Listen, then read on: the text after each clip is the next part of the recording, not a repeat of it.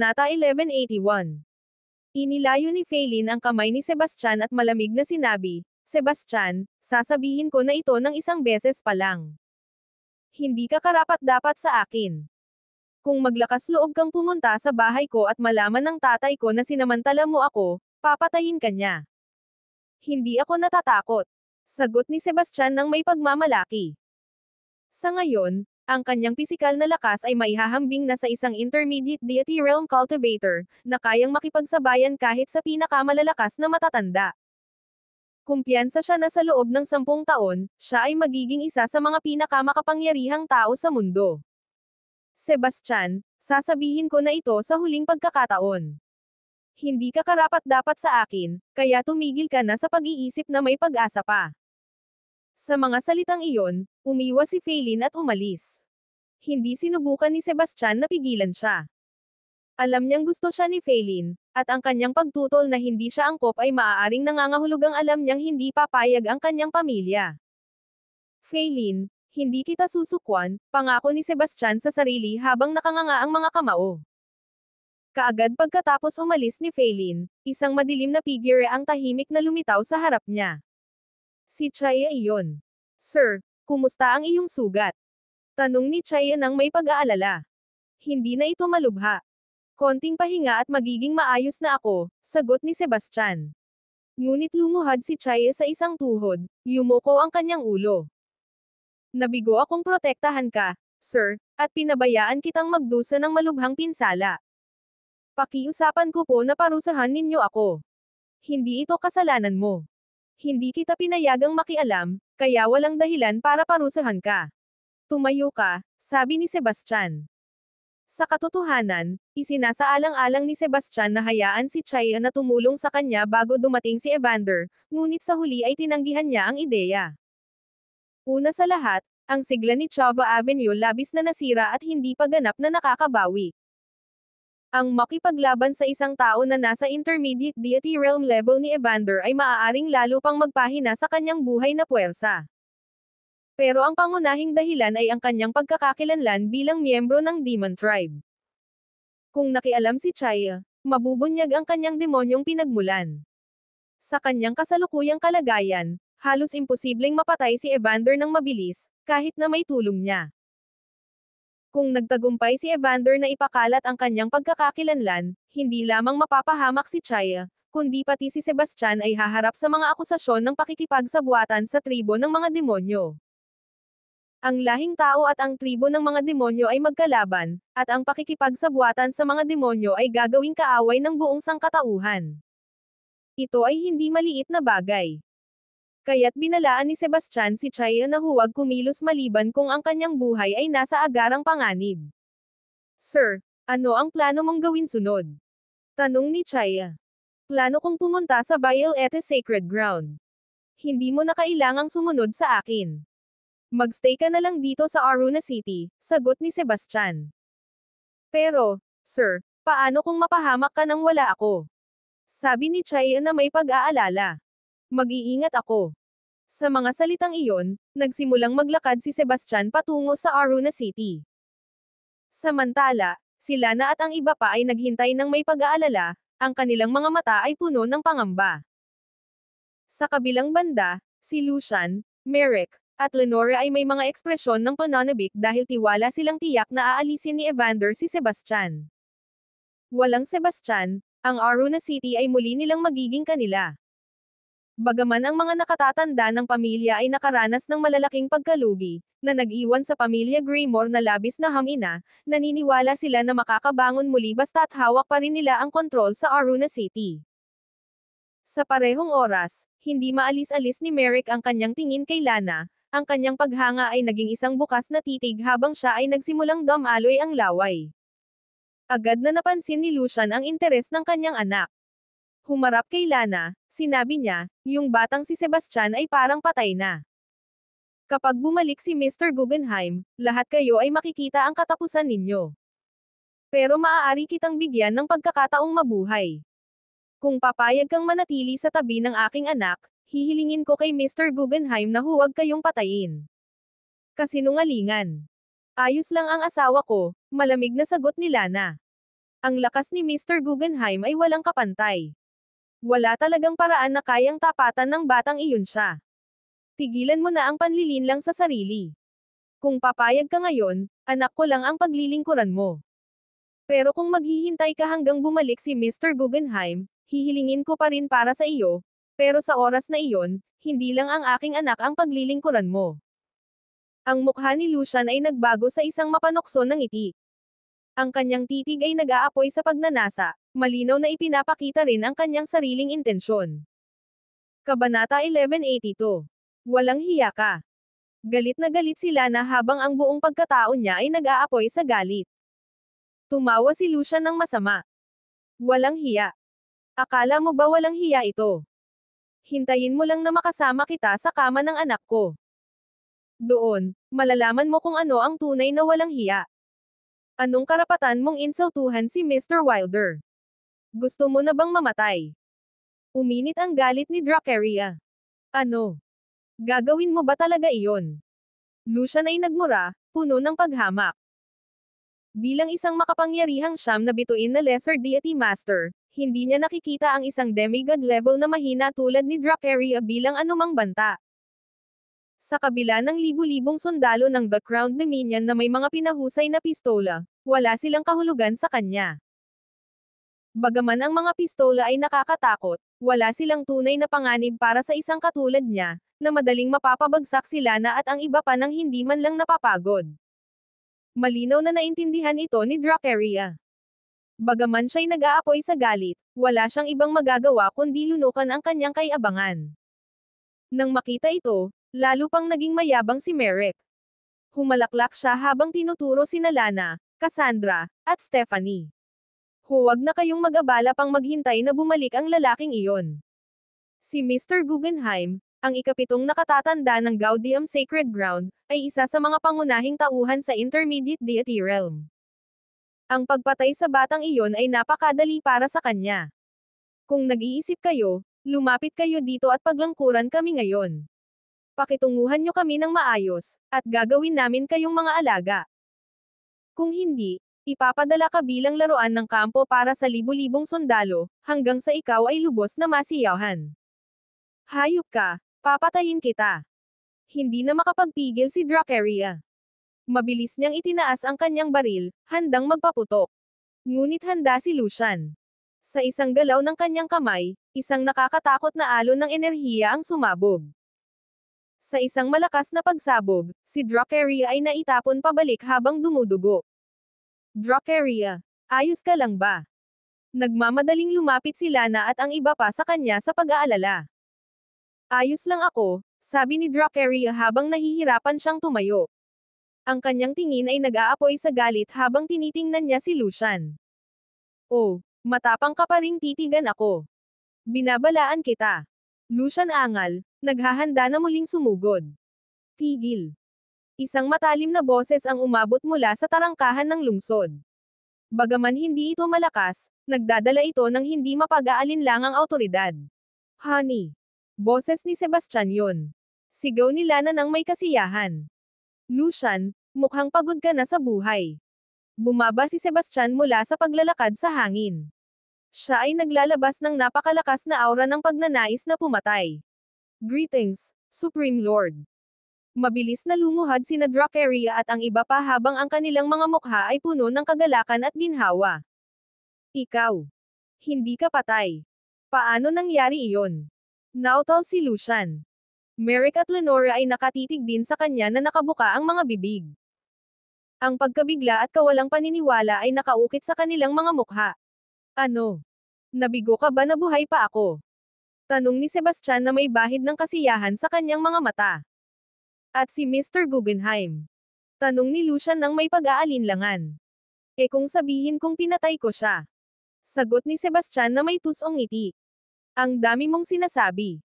Ang kapangyarihan ni Mr. Guggenheim ay lampas sa iyong pag-unawa. Akala mo ba kayang patayin mo siya? Mangarap ka na lang. Sumanghal si Lucian at umirap siya. Mabilis na nagdagdag si Lenora, tama ka. Siguradong umalis ka nang hindi napapansin ni Mr. Guggenheim. Naglabas si Sebastian ng malamig na tawa. Kalilimutan mo na si Evander sa ngayon. Mag-focus tayo sa atin. Nais kong patayin ka. Mayroon ka bang mga pagtutol? Agad na namutla si Lucian at ang iba pa. Mabilis na pinilit ni Lucian ng ngumiti at sinabi, Supreme Lord Sebastian, pakisuyo, kalmayan mo ang sarili mo. Hindi palalagpasin ni Mr. Guggenheim ito kung makita ka niya.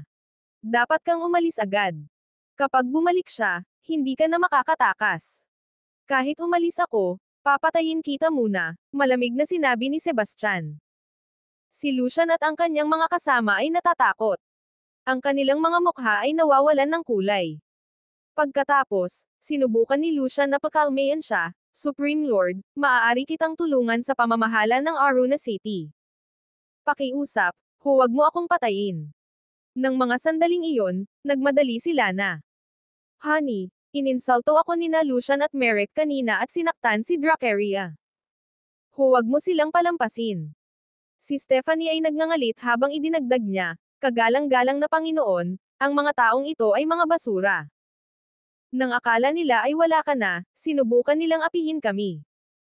Hindi sila dapat makalusot ng madali. Isang hindi pagkakaintindihan lang lahat ng ito. Natatawang sabi ni Lucian nang may kaba.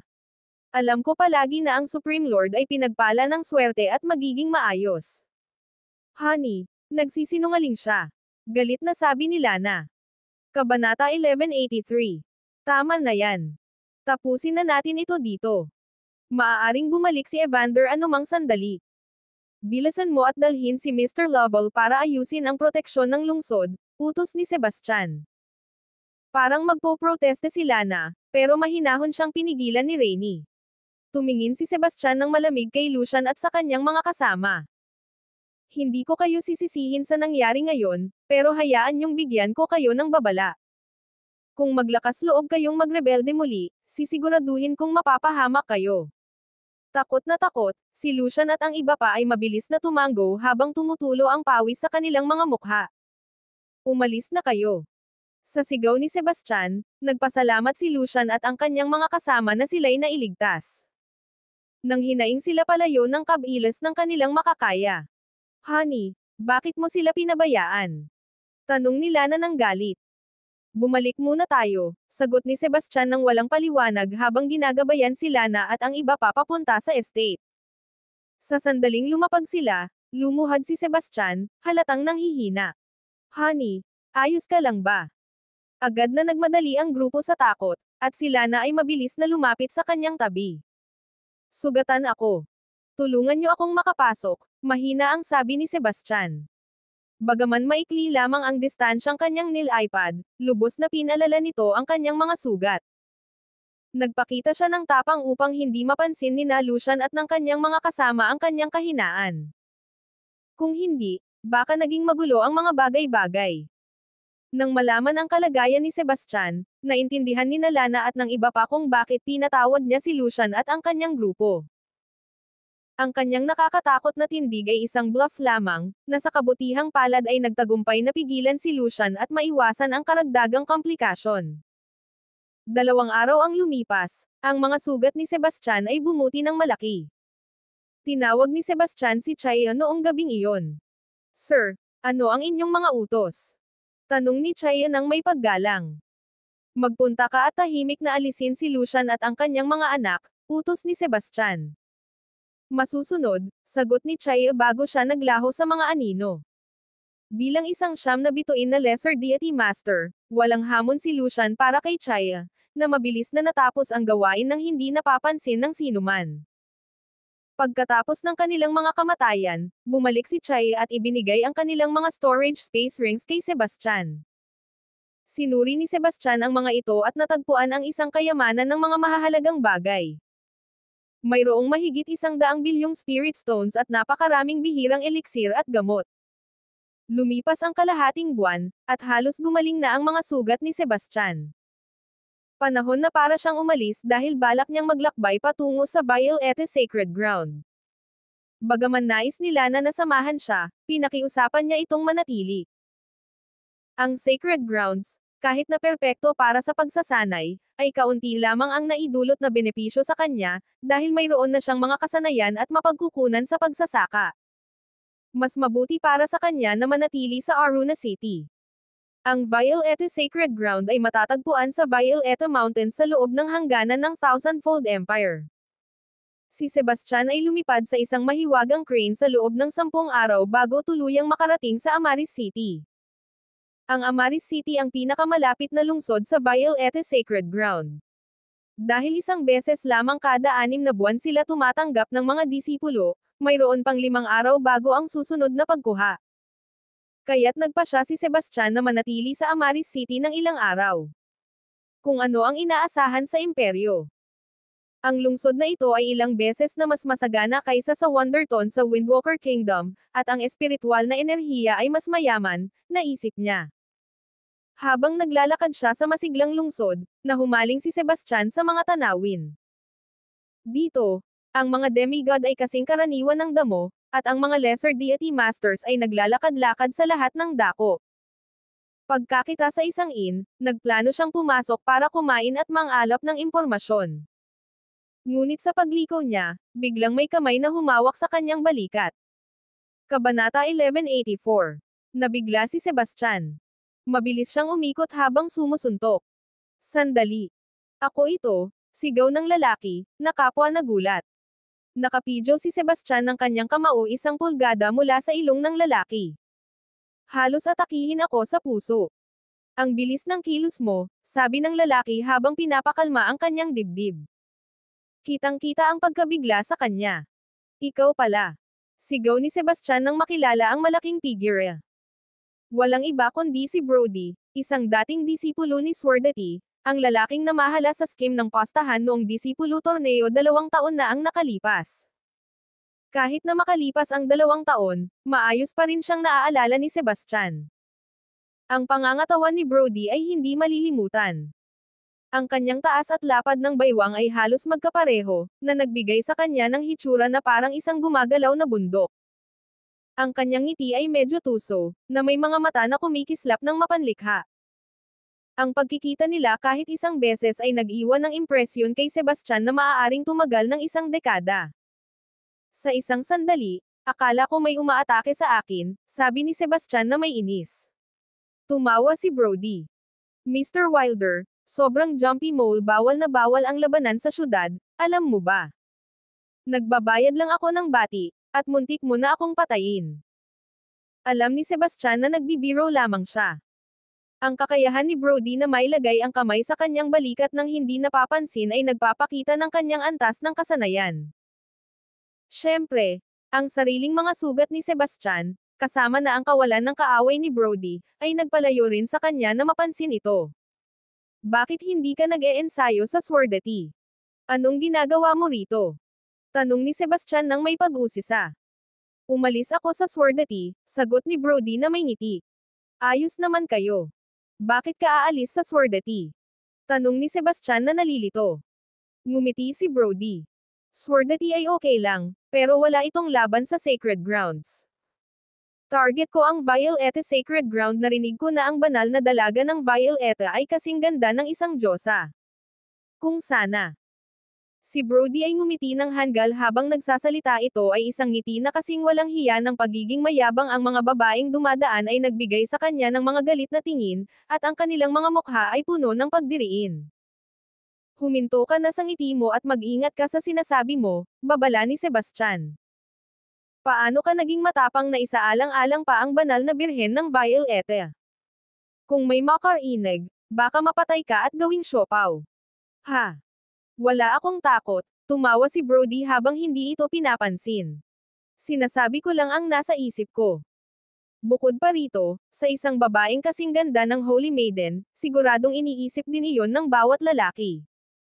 Sigurado yon, kapag nakita mo siya, ganun din ang mararamdaman mo. Si Sebastian ay bumantong hininga, pakiramdam ay medyo nawawalan ng boses. Kahit na mayroon siyang ganitong mga iniisip, hindi niya ito sasabihin ng malakas. Kung may makarinig, maaaring maging nakapipinsala ang mga kahihinatnan. Ang Holy Maiden ay may mataas na katayuan sa banal na lupa, kahit na kasing taas ng mga nakatatanda. Upang makamit ang posisyong iyon, ang kanyang talento at lakas ay kailangang maging pambihira. Ang mas nakakatakot pa ay ang kanyang impluwensya. Sa isang salita lamang, kaya niyang utusan ang napakaraming lalaki na gawin ang kanyang nais. Oo nga pala, ano ang dahilan ng pagpunta mo rito? Huwag mong sabihing balak mo ring sumali sa Violeta Sacred Ground. Hula ni Brody. Tumanggaw si Sebastian. Alam ko na. Malakas na sinabi ni Brody. Malamang hinahanap mo rin ang Holy Maiden ng Violeta. Malakas ang boses ni Brody kaya nahatak ang atensyon ng dalawang batang lalaking dumadaan. Nang bumigat ang kanilang mga mukha, nagalit sila at nagmadaling lumapit, mukhang nakakatakot. Anong karapatan mong isipin ang banal na birhen? Ang kapal ng mukha mo. Sino ang nagbigay sa'yo ng lakas ng loob? Nang mapagtanto ang kanyang pagkakamali, tumakbo si Brody, pumasok sa inn at iniwan si Sebastian na ayusin ang gulo. Si Sebastian ay nagalit na tumingin sa kanya. Ang sinumpang taba-taba. Palagi siyang nagkakagulo at tumatakas ng walang paliwanag. Lumiko si Sebastian sa dalawang binata, galing ba kayo sa Violeta Sacred Ground? Tama ka, kami ay mga panlabas na disipulo ng Violeta Sacred Ground.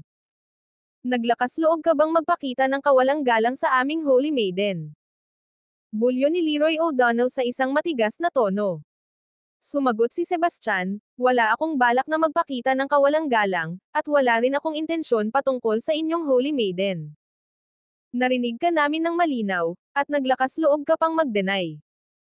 Si Leroy at ang kanyang kaibigan, si Tucker Lynch, ay parehong nagalit habang punong-puno ng puot ang kanilang mga mata.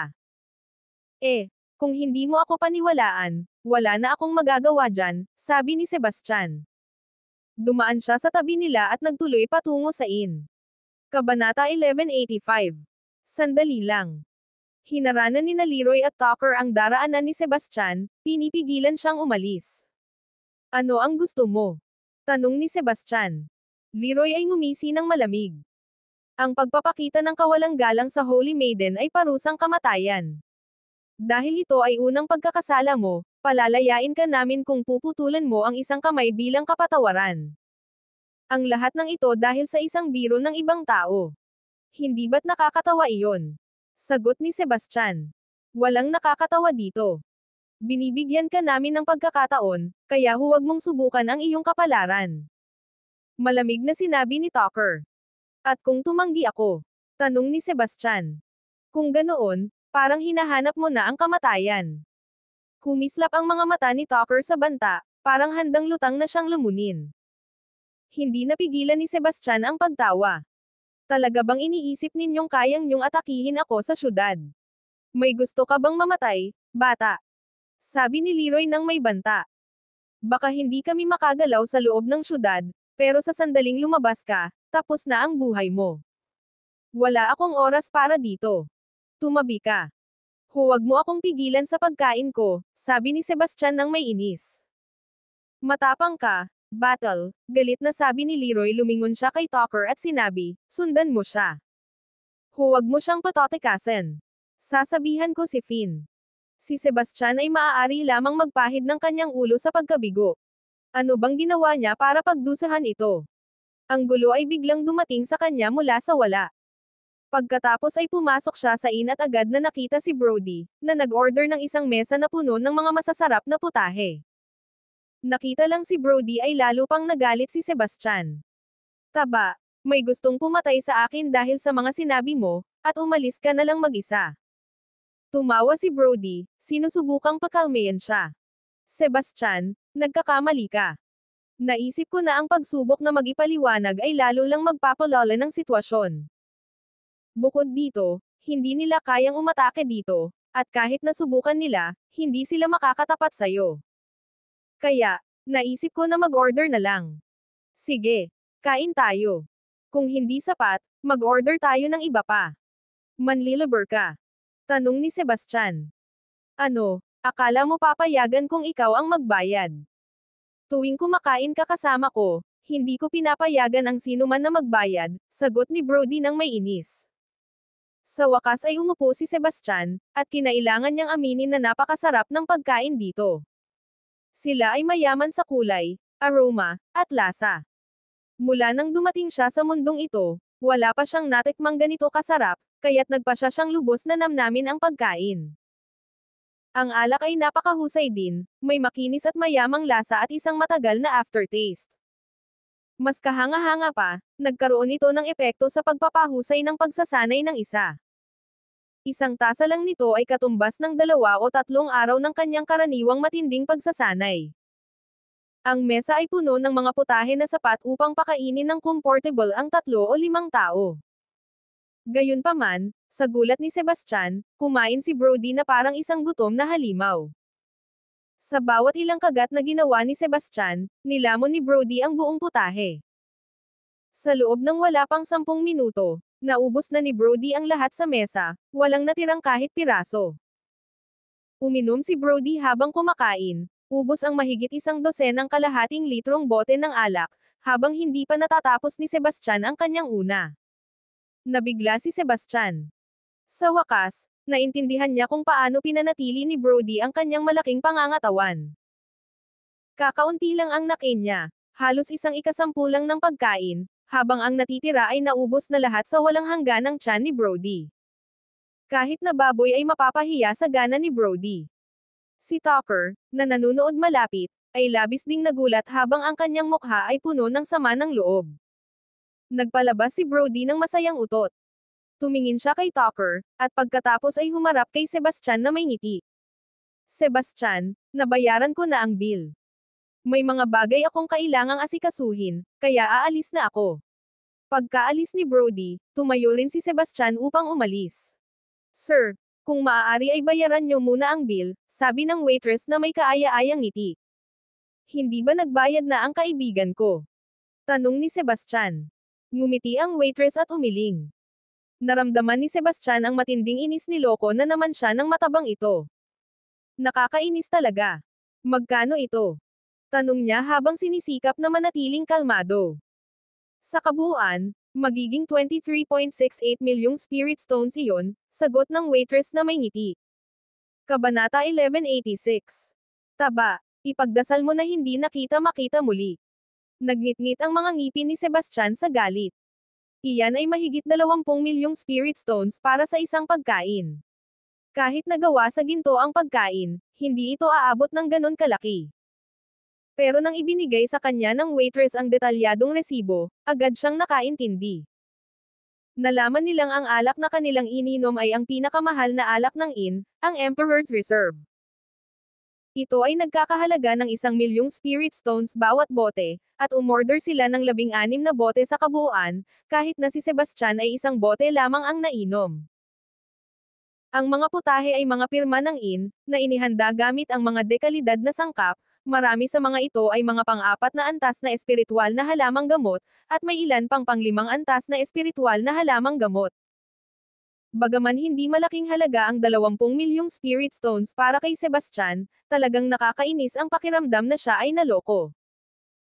Pagkatapos umalis sa inn, balak niyang maglibot ng kaunti sa Amaris City. Paglabas niya, 2 lalaki ang hamarang sa kanyang daraanan. Isa sa kanila ay si Leroy, na nagpunta upang humingi ng tulong. Nandyan siya, Finn. Siya ang lalaking walang galang sa Holy Maiden. Inutusan ko siyang putulin ang kanyang braso bilang parusa, pero hindi niya ako pinansin. Itinuro ni Leroy si Sebastian.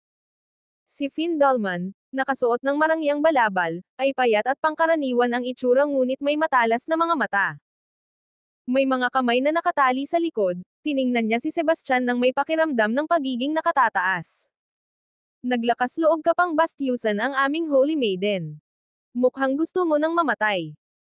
Leroy ay nagmakaawa kay Sebastian, idinagdag, ang lalaking ito ay isang alagad ng Violeta Sacred Ground. Lumuhad ka at magbigay galang. Humakbang si Tucker pasulong, binati muna si Finn, pagkatapos ay humarap kay Sebastian na may matalim na tingin. Magmakaawa ka na, ngayon na. Ayoko ng gulo. Huwag mo akong provokahan, at umalis ka na lang, sagot ni Sebastian, puno ng inis ang tono. Ang kapal ng mukha mo. Paano mo kami naglakas loob na kausapin ng ganyan? Gusto mo na bang mamatay? Sigaw ni Leroy nang may galit. Isang malamig na ngiti ang lumitaw sa mukha ni Finn. Malakas ang loob mo, bata, para hamanin ang Violeta Sacred Ground. Mababa ang tinig ni Sebastian, hayaan mong sabihin ko ito sa huling pagkakataon, wala akong ipinakitang kawalang galang sa iyong banal na birhen, ni ayaw kong provokahan ka. Kayo ang nagpipilit na magdulot ng gulo sa akin. Kung hindi kayo aalis sa daan, kailangan kong tawagan ang enforcement team. Ang enforcement team ay katulad ng pulisya sa kanyang dating mundo. Dahil ipinagbabawal ang mga labanan sa lungsod, ang pagtawag sa kanila ang pinakamahusay na opsyon sa mga ganitong sitwasyon. Madali lang din ito dahil sapat na ang isang sigaw. Ang pangkat ng pagpapatupad ay nagpatrolya sa lungsod, na may mga pangkat na nakatalaga bawat ilang hindi hihigit sa 1 milya. Ang mga kasapi na ito ay mga makapangyarihang mandirigma, hindi bababa sa 5 bit ang demigod, na makaririnig ng tawag mula sa ilang milya ang layo at darating sa loob ng 1 minuto. Ang tingin ni Finn ay naging malamig habang malamig niyang sinabi, "Matapang ka, bata. Hintayin mo at makikita mo. Katapusan mo na." Huling banta ni Leroy bago umalis. Bagaman limitado ang labanan sa lungsod, hindi ito ganap na ipinagbabawal. Halimbawa, sa mga huling oras kung kailan kaunti ang tao, maaaring magtayo ng hadlang para makipaglaban o kahit magbigay ng suhol sa enforcement team. Tinanggihan ni Sebastian ang kanilang mga banta. Bagaman hindi pa siya ganap na gumagaling, hindi siya madaling matatakot. Ang ilang mga demigod ay halos hindi sapat upang mag-alala siya. Pagkalipas ng kaunting sandali, pumasok si Sebastian sa Skyward Chamber of Commerce. Ang Skyward ang pinakamalaking kamara ng kalakalan sa timog na rehiyon, na nalampasan pa ang Supreme Merchants Guild. Habang ang Supreme Merchants Guild ay kamakailan lamang nagtatag ng sarili nito, na may 200 sangay sa buong Thousandfold Empire at mga kalapit na kaharian, ang Skyward Chamber ay may isang network na sumasaklaw sa buong timog na rehiyon. Magandang araw, sir. Paano kita matutulungan? Masiglang bati ng isang babae. Mayroon ba kayong mga Royal Yellowstones dito? Tanong ni Sebastian. Ano? Naghahanap ka ng mga Royal Yellowstones? Halatang nagulat ang babae. Kabanata 1187. Ang Royal Yellowstone ay isa sa pinakamabihirang kayamanan sa mundo. Naglalaman ito ng asensya ng Royal Yellow Energy, na kilala bilang pinagmulan ng langit at lupa at ang pinagmumulan ng mundo. Mayroon din itong kapangyarihang patatagin ang buong mga kaharian. Bukod doon, ang Royal Yellow Energy ay maaari ring gamitin sa paggawa ng mga artifact at pagpapabuti ng katawan. Bagaman ang dami ng Royal Yellow Energy sa loob ng isang Royal Yellowstone ay napakaliit, kahit isang bakas nito ay napakahalaga na hindi matutumbasan ng karaniwang pagtataya. Ang nagbigay dito ng higit pang halaga ay halos imposibleng bilhin ito. Kahit ang pinakamakapangyarihang mga tao ay itinuturing ang Royal Yellow Energy bilang isang kayamanan, at tuwing lumilitaw ito, wala silang sinasayang na pagsisikap upang makuha ito. Noong nakaraan, humiling si Sebastian kay Rainy na subukang makakuha ng mga Royal Yellowstones, nag-alok ng napakalaking halaga, ngunit wala pa ring nakuha. Dahil sa lawak ng imperyo, naisip niyang mas magiging maswerteng siya dito. Ang kanyang interes sa Royal Yellow Energy ay nagmula sa kagustuhang gamitin ito upang higit pang pinuhin ang kanyang katawan. Sa kasalukuyan, ang kanyang law of force ay umabot na sa bronze body state. Ang mga karaniwang materyales para sa pagpapalakas ng katawan ay may kaunting epekto sa kanya, na nagpapabagal ng husto sa kanyang pagsasanay sa batas ng lakas.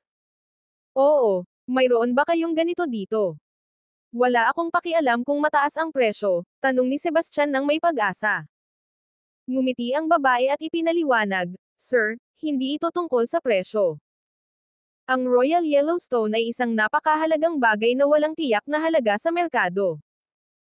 Halos imposibleng makahanap ng isa sa isang karaniwang tindahan, at paminsan-minsan lamang ito lumalabas sa malalaking auction. Kung talagang interesado kang bumili ng Royal Yellowstone, iminumungkahi kung subukan mo ang Stone Guild. Ang Stone Guild. Naguguluhan na tanong ni Sebastian. Nagatubili ang babae sandali, pagkatapos ay ngumiti at sinabi, mukhang galing ka sa ibang bayan, Ginoo. Gaya ng alam mo, ang mga Spirit Stone ay minimina mula sa mga vein ng Spirit Stone, at karaniwang nakapaloob ang mga ito sa makapal na patong ng bato, na tinatawag na rough stone. Ang panlabas na layer ng magaspang na bato ay talagang kahanga-hanga. Maaari nitong harangan ang espiritual na pag-unawa, ibig sabihin, walang makakaalam kung ano ang nasa loob hanggang hindi ito napuputol. Sa loob, maaaring may mga espiritu na bato, maaaring walang laman, o paminsan-minsan, mga kayamanan tulad ng Royal Yellowstones ang maaaring matagpuan, ipinaliwanag ng babae. Dahil sa kanyang paliwanag, nagkaroon si Sebastian ng kaunting pag-unawa sa Stone Guild. Ang mga tao sa Stone Guild ay walang paraan upang malaman kung ano ang nasa loob ng mga magaspang na bato, kaya't ibinenta nila ang mga ito ng walang pagbabago. Gayun din, hindi alam ng mga mamimili kung ano ang makukuha nila, kaya tinawag itong pagtaya sa bato. Ang kalakalan ay kilala sa mataas na panganib at mataas na gantimpala nito, na may kasabihang, isang hiwa para sa kapahamakan o isang hiwa para sa kayamanan. Ang ilan ay nawalan ng kanilang kayamanan, habang ang iba naman ay naging mayaman sa isang iglap. Kung may swerte ang isa na makatagpo ng kayamanan tulad ng Royal Yellowstone, mag-aagawan ang mga mamimili para dito. Sa impormasyong ito, umalis si Sebastian sa tindahan at hindi nagtagal ay natagpuan ang sarili sa labas ng isang Stone Guild. Gaudium Stone Guild. Binasa niya ang karatula, medyo nagulat. Maaaring ito ba ay pinapatakbo ng Gaudium Sacred Ground? Naisip niya. Dahil may alitan siya sa Gaudium Sacred Ground, nagpasya siyang iwasan ang pagkuha ng atensyon. Kinuha niya ang isang pilak na maskara at isinuot ito. Ang maskara ay isang mababang antas na espiritual na artifact na siya mismo ang nag-refine. Maaari nitong harangan ang espiritual na pagtuklas at itago ang kanyang aura at pagsasanay, na nagpapahirap kahit para sa isang tao sa intermediate deity realm na makita ito. Tabi. Isang matalim na tinig ang biglang sumigaw mula sa likuran niya habang papasok na siya. Luminga si Sebastian at nakita ang isang lalaki at isang babae na nakatitig sa kanya. Ang mukha ng lalaki ay puno ng paghamak at inis, habang ang babae ay kaakit-akit at may kapansin-pansing pangangatawan walang iba kundi si Lila. Nakita na hindi kumilos si Sebastian, lalo pang nagalit ang lalaki. Sinabi ko sa'yo na lumayas ka sa daan ko. Hindi mo ba ako narinig? Kabanata 1188. Hindi mo ba ako narinig? Sinabi ko sa'yo na umalis ka. Sigaw ni Demir ng may katigasan. Kumakain ka ba ng dumi ng hindi nagsisipilyo? Sagot ni Sebastian. Si Demir ay napatigil sandali, halos akalaing nagkamali siya ng narinig. Anong karapatan mong insultuhan ako? Gusto mo bang mamatay? Sigaw niya habang nag-aalab ang kanyang galit at naglalabas ng nakakatakot na aura. Bilang isang elite na disipulo ng Gaudium Sacred Ground, sanay siya sa mataas na katayuan. Ang sinumang manginsulto sa kanya ng ganon kabukas ay nagalit siya. Si Lila ay kasing galit din. Itinuro niya si Sebastian at sumigaw, ang kapal ng mukha mo. Alam mo ba kung sino kausap mo? Si Demir ay isang elite na disipulo ng Gaudium Sacred Ground. Lumuhad ka at humingi ng tawad ngayon din. At siguraduhing sampilan mo ang sarili mo ng 10 beses at sabihin, Sir, nagkamali ako, dagdag ni Demir sa tono na walang puwang para sa pagtatalo. Sige. Pasensya na, mahina mali ako, sagot ni Sebastian. Nang marinig nilang humingi siya ng tawad, nakaramdam ng kay-abangan sina Demir at Lila, bago pa man nila siya utusan na lumuhad. Hanggang sa naproseso nila na tinawag niya si Demir na, mahina. Ang kanilang kay-abangan ay agad na napalitan ng galit. Hindi ba't si Demir mula sa Gaudium Sacred Ground yan? Ang tapang naman ng lalaking to na insultuhan siya, bulong ng isang tao sa tabi. Siguro wala siyang alam. Hindi niya alam ang kapangyarihan ni Demir. Talagang mapapahamak siya ngayon, sabi ng isa pa. Ang palitan ng salita ay naganap sa labas ng Stone Guild, kung saan maraming tao ang pumapasok at lumalabas. Habang pinapanood nila si Sebastian na hamanin si Demir, ang mga dumadaan ay umiling, binigyan si Sebastian ng mga tingin na tila iniisip nilang siya'y hanggal. Malamang pagod ka ng mabuhay. Sigaw ni Demir, itinaas ang kamay upang supukan si Sebastian sa mukha. Bagaman ipinagbabawal ang labanan sa lungsod, may ilang tao na hindi nag-aalala sa mga ganitong patakaran. Malinaw na isa si Demir sa mga lilang tao na maaaring kumilos ng walang kaparusahan. Bilang isang elite na disipulo ng Gaudium Sacred Ground, maaari siyang manakit ng mga tao sa lungsod ng walang takot dahil ang enforcement team ng lungsod ay basta-basta na lang magbabalawala. Ang mga elite na disipulo ng Sacred Ground ay hindi lamang labis na makapangyarihan kundi mataas din ang pagpapahalaga ng pamunuan ng Sacred Ground sa kanila. Maging ang mga opisyal mula sa tahanan ng pinuno ng lungsod ay hindi naglakas loob na bastyusan sila ng basta-basta. Ang matalim na tunog ng sampal ay umabot sa kanilang mga tainga tulad ng inaasahan ng lahat, ngunit sa kanilang labis na pagkabigla, si Demir ang tinamaan. Wow! Mukhang may tagong galing itong lalaking ito.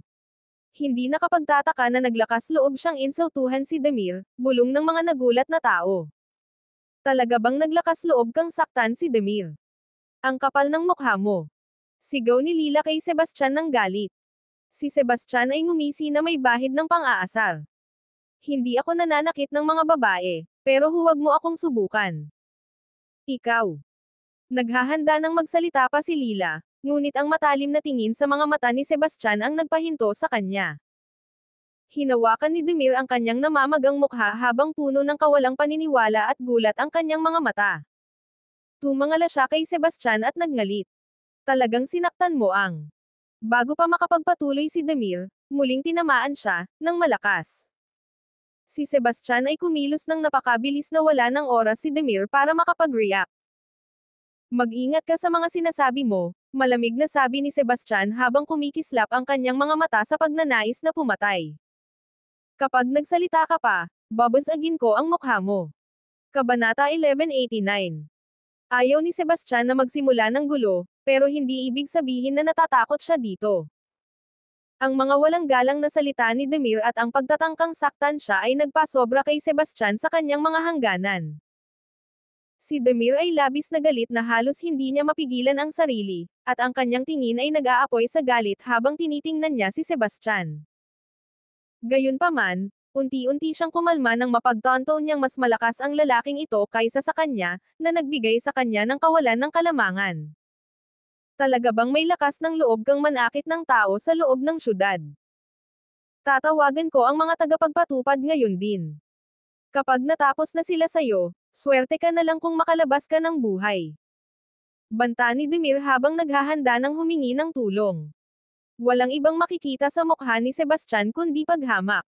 Ikaw ang unang sumubok na saktan ako. Ako'y nagdepensa lamang sa sarili ko. Kahit na dumating pa ang mga tagapagpatupad, ito'y isang kaso lamang ng magkabilang laban. Oh. At sino ang nakakita sa akin na sinubukan kitang saktan? Tanong ni Demir habang nagmamasid ng masama sa mga tao sa paligid nila. Agad na umatras ang mga tao sa paligid, iniiwasan ang kanyang titig.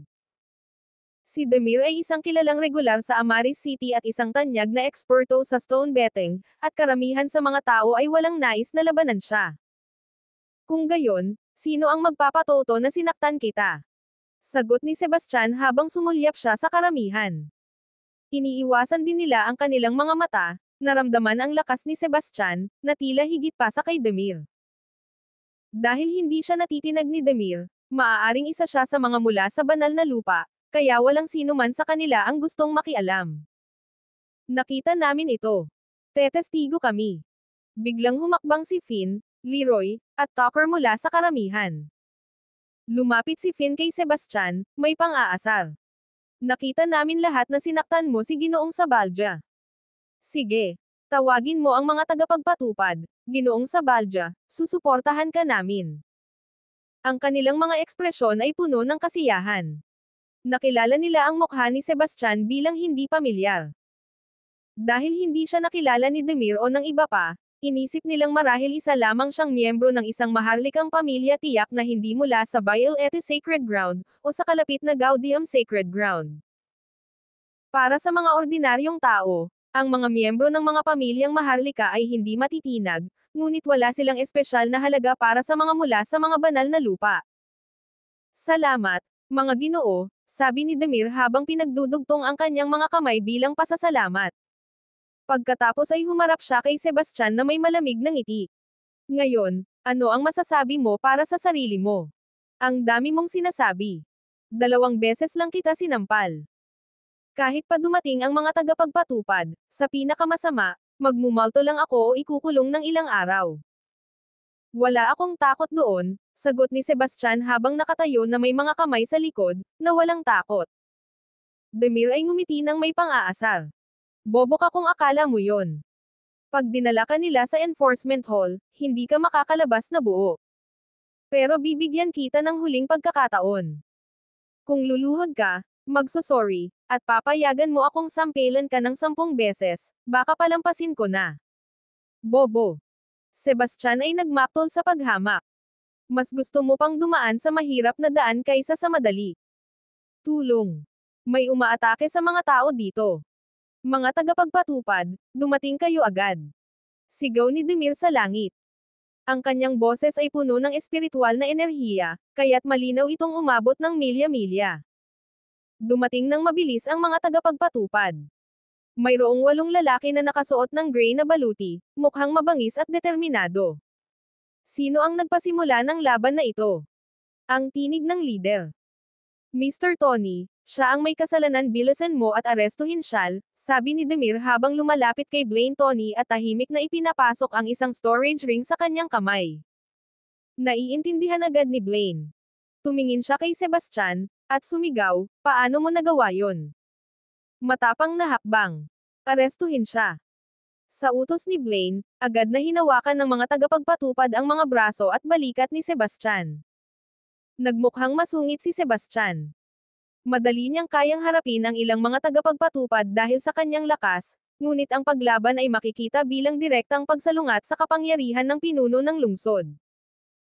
Si Demir, na halatang mayabang, ay lumapit at bamulong, hintayin mo lang na makarating tayo sa enforcement hall. Sisiguraduhin kong mas pipiliin mong mamatay kaysa mabuhay.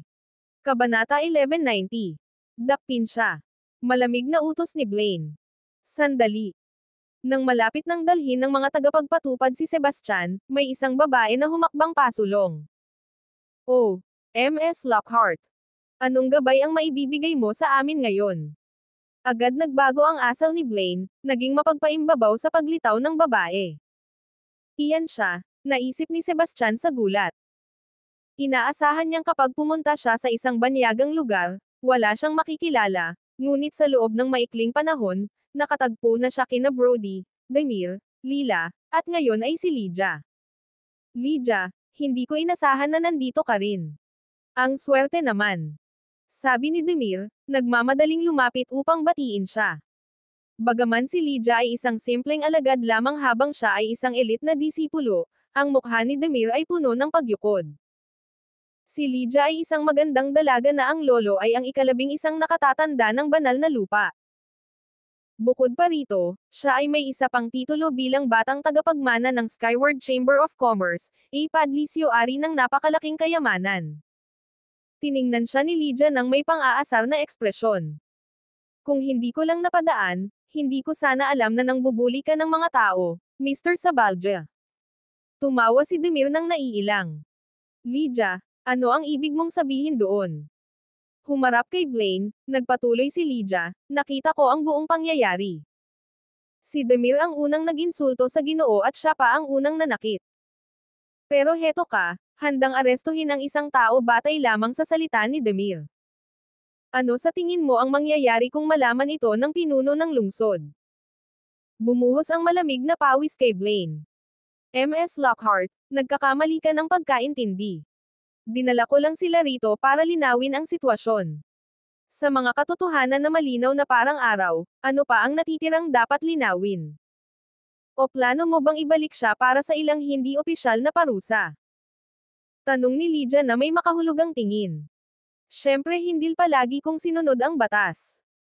Dahil si Ms. Lockhart ay lumabas bilang saksi, pakakawalan ko siya kaagad, stammered ni Blaine, inutusan ang kanyang mga tauhan na palayain si Sebastian.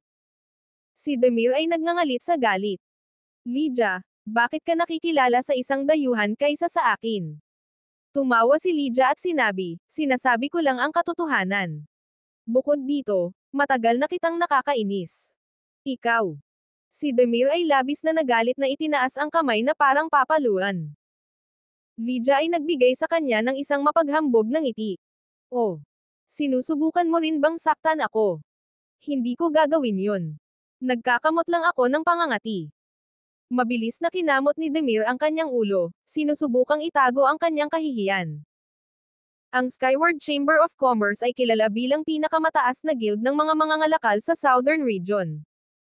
Kahit ang Sacred Ground ay hindi makakatapat sa kanilang mga yaman. Sa usaping lakas militar, ito ay pangalawa lamang sa Sacred Ground. Bilang batang tagapagmana ng Skyward, si Lydia ay lampas sa kanyang abot. Hindi siya magtatangkang hawakan siya kahit pabigyan siya ng 10 buhay pa. Hindi pa banggitin, ang kanyang lolo ay ang ika-11 nakatatanda. Tanging isang tanga na may pagnanais na mamatay ang mang-aaway sa kanya. Demir ay nagbigay ng mapait na tingin kay Sebastian bago umiwas. Pumasok siya sa Gaudium Stone Guild na sinundan ni Lila ng malapit. Salamat, sabi ni Sebastian habang lumalapit kay Lydia. Hindi ko sinadyang tulungan ka. Hindi ko lang talaga kayang tiisin ang mga taong iyon, kaya wala nang dahilan para magpasalamat ka, sagot ni Lydia bago pumasok sa Stone Guild. Tumingin si Sebastian kay Finn at sa kanyang grupo, pagkatapos ay sumunod siya sa loob, na sinundan sina Finn at ang iba pa. Ang Stone Guild ay mas malaki pa kaysa sa inaasahan ni Sebastian Ho ay nahuhuli sa maraming mga patio na puno ng magaspang na mga bato, ang ilan ay tumitimbang ng libu-libong pounds ang iba ay kasing laki ng itlog. Gayunpaman, hindi matao ang lugar dahil ang mga batong ito ay mababa ang kalidad. Kadalasan, ang mga ito ay kinuha ng direkta mula sa mga minahan at mga tira na hindi pinili ng iba. Ang guild ay nag-empleyo rin ng mga eksperto sa pagsusuri ng mga bato upang salain ang mga ito, kaya't ang tsansa na makakita ng mga spirit stone dito ay mababa, at ang pagtuklas ng mga kayamanan ay halos imposible. Siyempre, ang mga hilaw na bato dito ay may presyo na naaayon, mula sa ilang dosina hanggang ilang libong espiritu na bato. May kaunting kaalaman si Sebastian tungkol sa pastahan ng mga bato, kahit na ang kanyang karanasan ay nagmula sa kanyang nakaraang mundo, kung saan amethyst ang ginagamit sa halip ng mga espiritu na bato. Gayunpaman, inisip niyang magkakaroon ng mga pagkakatulad, kaya nagpasya siyang magmasid muna sandali.